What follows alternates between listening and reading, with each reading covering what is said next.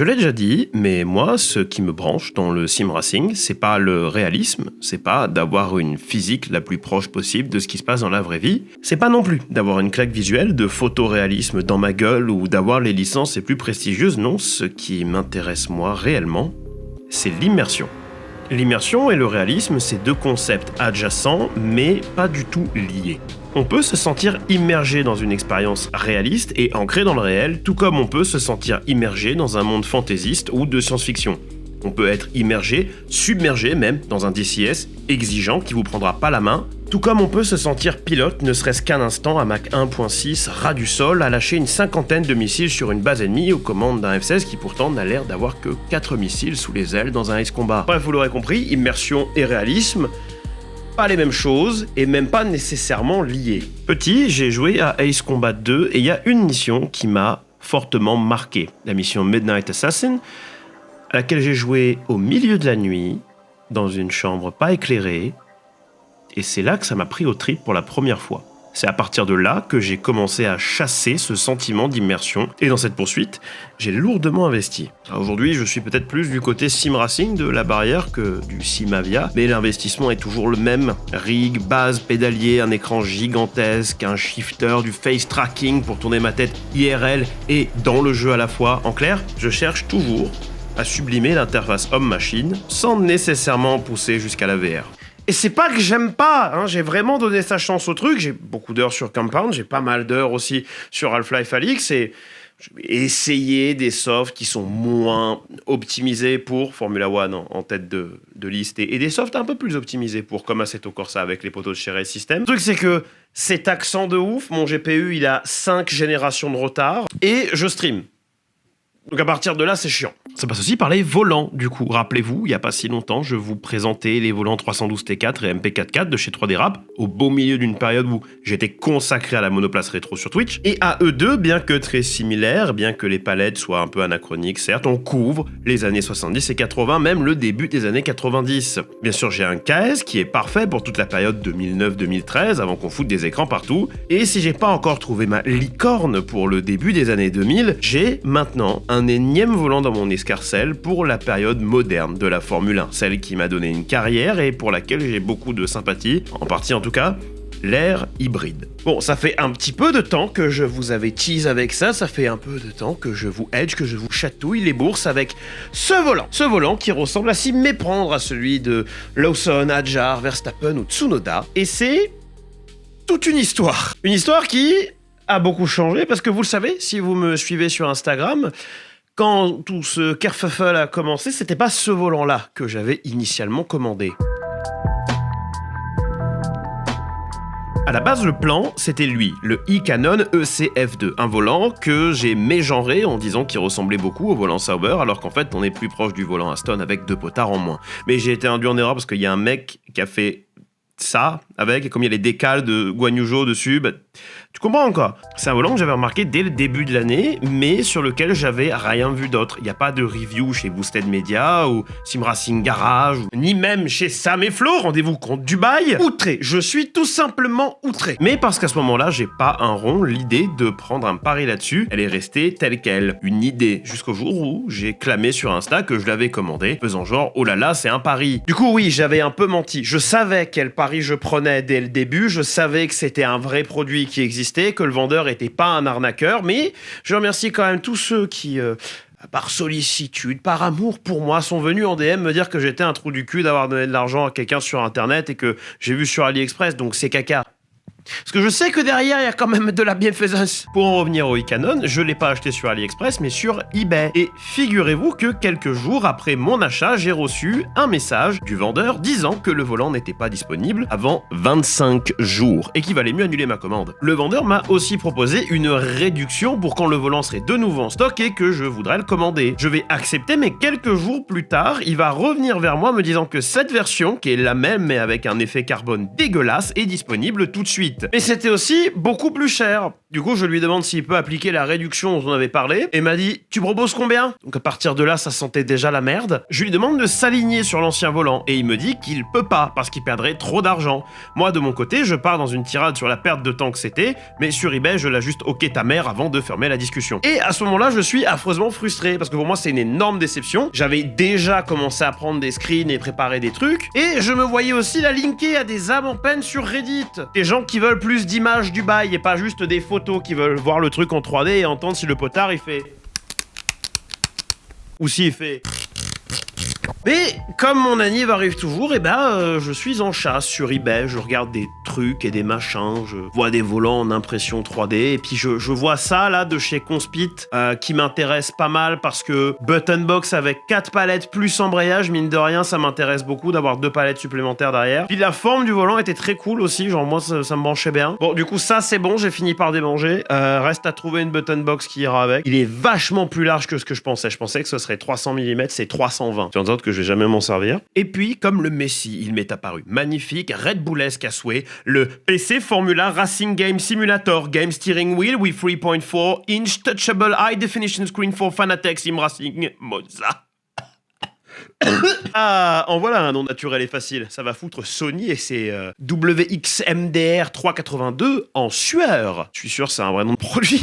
Bon, le volant a 2 versions. Une version light à 360 et quelques et une version pro à 508 €. Le choix est vite fait, mais les frais de port sont à 150 €. Rien que ça. Et d'ailleurs, le e-Canon, que vous pouvez aussi trouver sur AliExpress, il a la même pratique, entre guillemets. C'est-à-dire que le volant est pricé à 244 €, ce qui est pas cher pour un volant type monoplace, mais par contre, les frais de port sont aussi chers. Donc c'est un volant à 460 balles, ce qui soudainement est très cher pour un volant type monoplace que personne connaît. Et le super thanks dans la description si vous voulez que je fasse un autre pari débile. C'est plus des frais de port, c'est des frais de pute. Mais bon, dans un moment d'impulsion et de faiblesse et de 3 fois sans frais, je commande. Et le temps que le volant arrive, je fais des recherches. Je sais qu'on est beaucoup dans ce cas à faire nos recherches après avoir commandé pour se sentir mieux avec l'achat.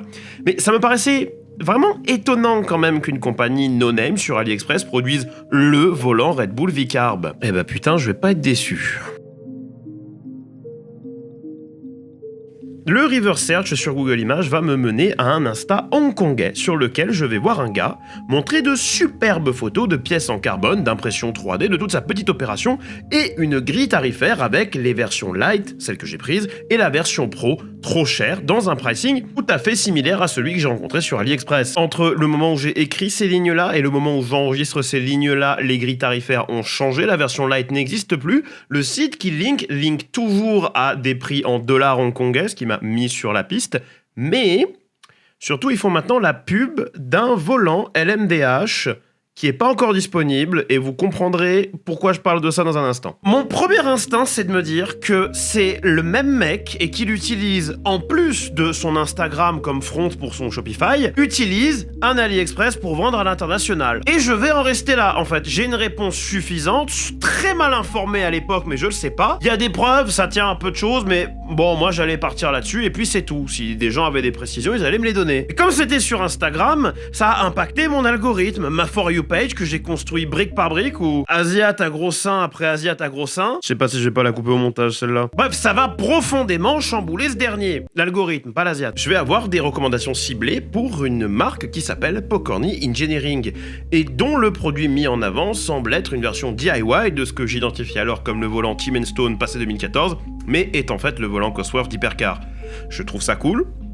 Je m'abonne, je vais sur leur site, je scrolle un petit peu, je regarde le prix des trucs, je vois que c'est cher mais que c'est de la bonne cam, mais attends une seconde, oh les Oui, le volant dans sa version pro, telle qu'elle est proposée sur AliExpress, ressemble beaucoup au Pokorny Engineering F1 Pro. Vous voulez savoir pourquoi? Eh ben c'est parce que quelque part le business model de Pokorny est un petit peu dangereux. Tu peux effectivement acheter prémonté complet des volants sur leur store pour la modique somme de 1000 et quelques balles. Alors c'est très très quali et je doute pas une seule seconde que ça vaille le coup. Mais si tu aimes bien mettre les mains dans le cambouis, tu peux, pour dans le cas du F1 Pro par exemple, 45 €, juste acheter les fichiers dont tu as besoin pour faire le volant. Les circuits imprimés que tu fais faire par PCBWay et livrés chez toi, la shell en impression 3D que tu peux peut-être faire à la maison. T'as aussi une liste du matos que tu auras besoin d'acheter, que tu peux acheter sur leur site ou ailleurs. Mais du coup, pendant que, comme le volant les Poukor là, Enfin, le volant Lamborghini, quoi.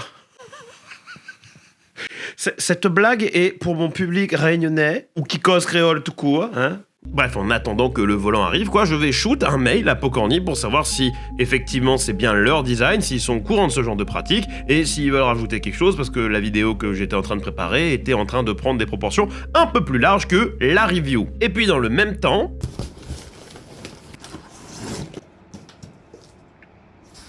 Oh, il est beau. Il y a déjà le logo Red Bull Racing dessus.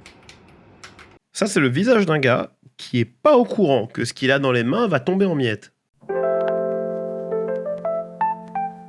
Alors, c'est marrant parce que dans une review sur un volant, généralement, ce qui intéresse les gens, c'est la review du volant. Sauf que j'ai transformé les trucs en findings, donc je suppose que vous êtes un peu moins investi au final. Appelle-moi Felldown. D'ailleurs, un gros merci à Feldup d'avoir mis la musique des findings, en tout cas une portion de la musique des findings, à dispo sur sa chaîne pour les vidéastes. La parodie ou l'hommage dans le cas présent marcherait beaucoup moins si ça n'avait pas été le cas. Et vous ferez gaffe parce qu'il n'y a qu'un seul volume de findings ambiante qui a été release par Feldup. Si vous tombez sur un certain volume 2, n'importe où sur internet, c'est juste des bouts de ces vidéos où il y a les VIC en question, où on a enlevé ces voix avec un logiciel comme Isotope ou je sais pas, j'utilise Isotope et RX7 moi personnellement. Bref, comme disait un vieux de la vieille sur YouTube, supportez l'œuvre originale. Bon, le volant, il est exactement comme il paraît. Ergonomiquement, il est très bien. Il manque 4 roues crantées et 2 boutons parce que j'ai pris la version light, et le design des palettes est aussi complètement différent par rapport à la version pro. Dans le sens bien pire de complètement différent,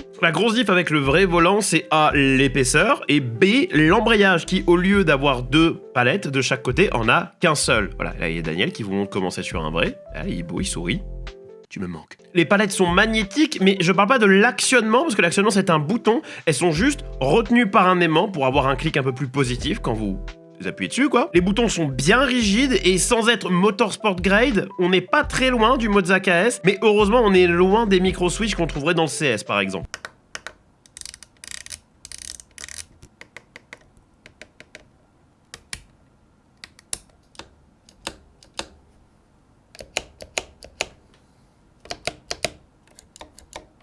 L'embrayage est mal calibré out of the box et il utilise un capteur Hall Effect. Les potards sont extrêmement lourds, genre très durs à actionner par accident, ils sont peut-être même trop durs, et ont des layers, des couches, c'est-à-dire que le switch mode ici te permet de passer d'une couche différente à l'autre. Si tu cliques là, tu peux mapper ton potard jaune sur le diff par exemple, et en changeant de layer aussi le mapper sur le durcissement de la barre anti-roulis arrière, parce que t'es peut-être sur une hypercar maintenant. C'est aussi via ce potard que tu passes en mode calibrage pour la palette derrière. J'ai rien compris et je vais juste l'utiliser telle qu'elle est parce que j'ai rien compris. Le Vocore monte bien en 60 Hz, mais dans certaines images, vous le verrez restreint en 10 FPS. C'est pour pas gêner le refresh rate de la caméra qui se charge du head tracking. Les palettes sont là où elles sont censées être. C'est un peu plus dur, effectivement, de reach les palettes du dessus, mais c'est normal, parce que c'est des palettes sur lesquelles tu mappes le DRS ou une fonction spéciale. C'est pas des palettes que tu utilises tous les tours. Mais le plastique dans lesquels elles sont moulées, et on reviendra sur l'histoire des palettes, vous en faites pas, il est extrêmement glissant. Du coup, j'ai mis du super grip, c'est un truc qui est normalement pour les souris de gaming. Tout ce beau monde finit en USB avec le même genre de câble que vous avez peut-être déjà pour vos claviers custom un peu stylés. Et j'ai fini de parler de manière objective du volant. C'est pour ça que j'ai mon chacha de soutien émotionnel. L'ergonomie est super bonne, mais est-ce que c'est une surprise? Je veux dire, si c'est good enough pour Verstappen et Ricciardo, c'est good enough pour moi. Sauf que tu le sens venir, va y avoir un twist à l'histoire, ça sent le cassoulet froid. Déjà, faut voir que les grips, ils sont pas en silicone, ils sont en plastique dur, le même plastique moulé, pas imprimé, que les palettes. Et si vous avez pas la chance d'avoir des super gants Sync Mesh qui collent tarpin bien, lien dans la description si ça vous branche, ça glisse. Et là, tel que vous voyez le volant, et j'ai pas encore mis la guidoline que vous pouvez voir dans les plans face caméra. Je sais que c'est pas de la guidoline, parce que guidoline c'est pour les guidons de vélo, et que ça c'est clairement beaucoup plus fin, et c'est fait pour les raquettes de bad, mais... Hein, voilà. Ensuite, il n'y a pas de frein filet sur les vis qui tiennent les palettes, ce qui, en stream, a mené à ce grand moment où j'ai perdu une palette en pleine course. Merde! Eh ben, je sais c'est quoi. C'est la palette. Ah, ça tenait avec des vis et la vis a dû se barrer. Bref, après avoir acheté une bouteille de Loctite... Oui, ça se dit Loctite, c'est un jeu de mots entre le fait de faire en sorte que la vis ne bouge plus et les mots lock, qui veut dire verrouiller, et tight, qui veut dire serré, donc c'est bien verrouillé, c'est serré sa mère, quoi.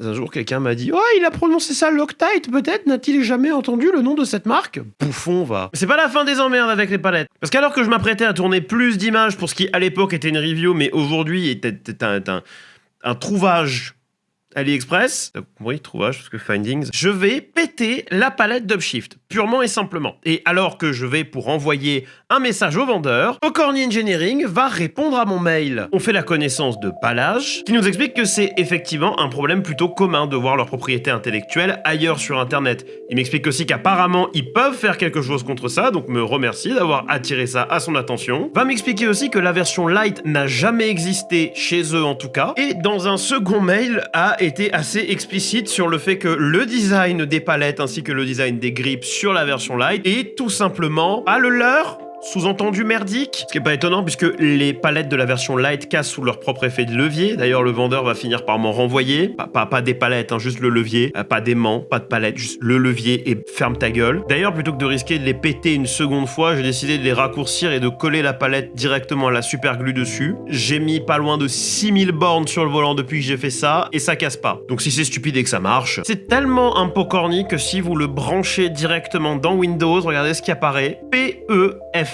Pro. Ils ont fait aucun effort, putain. Toujours dans le registre sur des trucs qui vont pas, j'ai un potard qui, quand on le ramène dans le sens anti-horaire, est de plus en plus résistant, comme si on le vissait ou comme si des câbles s'entouraient autour du mécanisme à l'intérieur. J'ai le bien nommé bouton Fail, sur lequel je mappe l'Overtake, le North, le Kers, whatever, qui déconne un peu, parfois quand il est enfoncé, il est pas register comme tel, et comme je suis dans la team maintien plutôt que la team toggle, et bah c'est relou. Et enfin, les palettes au-dessus, celles que j'utilise pour le DRS et pour le klaxon dans GT7, eh ben, elles frottent, parce que les tolérances sont merdiques. Oui, GT7, avec un gimmicks que je comptais vous montrer, mais j'ai le chat sur les genoux, donc je peux pas bouger. Mais pour faire très très simple, c'est un truc qui fait la liaison entre mon PC, dans lequel est branché mon volant, base, pédalier, button box, et la console, et qui fait croire à la console que tout ce que j'utilise, c'est c'est un G29. Et v'là costaud le G29, frérot. Bon, en vrai, il n'y a pas que des emmerdes autour de ce volant, et si j'ai mis autant de bornes dessus, c'est bien que quelque part ça me plaît. J'adore le feeling, j'adore le poids, j'adore la taille, l'ergonomie, mais tout ça c'est logique, c'est basé sur quelque chose de réel, et c'est basé sur une propriété intellectuelle où il y a eu de la vraie recherche et du vrai développement. Tous les problèmes que j'ai, tous les griefs que j'ai avec ce volant sont liés à sa fragilité ou à sa fiabilité. Parce que là, si tu roules et que t'as un bouton qui répond plus au milieu d'une course de 2 heures, ou que pire, t'as une palette qui pète au milieu d'une course de 4 heures et que t'es obligé de passer au séquentiel, eh ben t'es guaqué mon gars, et t'as 400 € qui ont disparu, et pour ce prix-là, bah achète un GS en fait, avec mon lien d'affilié Mozza disponible dans la description. Et il y a tout le côté vol de propriété intellectuelle qui est... Et je vais parler français. À la base, je m'en branle. Si quelqu'un reverse engineer une technologie Nintendo, genre les Joy-Con, et les vend pour 20 € au lieu de 80, et bah pour le bien de ma poche, je vais sûrement prendre le truc à 20 balles. Surtout le cas en vrai, en ce qui me concerne, pour les montres, les chaussures, les pulls suprêmes. Il y a pas longtemps, j'ai montré des Kobe 10 Elite face caméra. Depuis qu'il a eu son tragique accident d'hélicoptère, le prix a explosé. Un peu comme Kobe LOL. Et comme c'est pas un objet technique, parce que moi je joue pas au basket, hein, je voulais juste cette silhouette là et ce colorway là, pour moi ça pose aucun putain de problème. Je suis pas à la solde des grosses corpos pour vous dire ah si, faut acheter, enfreindre les lois de propriété intellectuelle c'est mal, vous voyez. Pokorny Engineering, c'est pas une grosse entreprise chinoise évaluée à 10 milliards de dollars, c'est une petite entreprise hongroise, une boutique comme on aurait tendance à dire, parce que dès qu'on parle de hardware produit en petite quantité et très haut de gamme, les anglophones aiment bien utiliser le terme boutique. Ouais, pourquoi pas. Mais c'est une entreprise tellement petite, tellement humble, que le mec qui a fondé le bail, dont le nom de famille est dans l'enseigne, prend le temps de répondre aux mails de clochards comme moi qui viennent le déranger un dimanche matin pour faire c'est votre design ça, non? Donc pour le coup, non. C'est pas cool, je vais pas le recommander. Je vais le poncer jusqu'au décès parce qu'il est là et que ce serait du gaspillage que de juste faire « J'y touche plus ». maintenant que je connais la vérité. Et si j'ai une recommandation à vous faire pour l'argent qui aura finalement été dépensé là-dedans, entre palettes, réparation, le grip tape aussi, un tant qu'à faire, c'est plutôt de prendre un Moza GS ou bien de prendre un SimMagic GT Neo ou FX Formula ou carrément de prendre pour 40 balles les fichiers Popcorn Engineering pour build ce truc-là toi-même. Parce que ça devrait te coûter au nord de 400 €, allez, peut-être 600, que ce sera 1000 fois plus qualitatif que ça, parce que ça a peut-être été assemblé avec la might industrielle chinoise, mais ça a été assemblé avec l'amour d'une daronne qui ferait un prêt étudiant sur le dos de son gosse et qui lui empêcherait d'acheter une baraque, parce que du coup il est surendetté. C'est un exemple complètement pris au hasard. Ah oui, oui, oui. Si vous décidez de faire ça, c'est-à-dire d'acheter les fichiers Pokorny et de build le vôtre, n'hésitez pas à rejoindre le Discord qui doit être dans la description. C'est peut-être une petite cartouche avec écrit Discord dedans. Pire des cas, point d'exclamation Discord dans le chat Twitch. Et une fois que vous l'avez build, assemblé, à balancer dans le salon Matos Sim Racing et dire « J'ai construit ça